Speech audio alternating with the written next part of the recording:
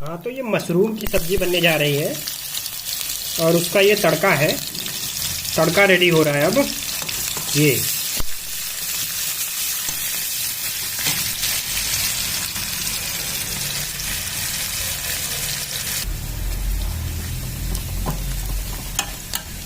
और ये अब मसाला जा रहा है इसमें। ये पड़ गया मसाला। मसाले में क्या क्या है? मसाला भी मसाला होता है, सब्जी मसाला है, हल्का गरम मसाला है।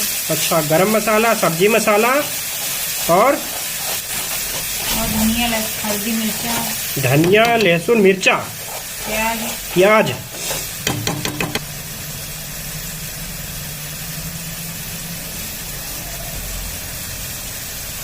और ये देखिए, ये मशरूम रखा हुआ है फ्राई करके।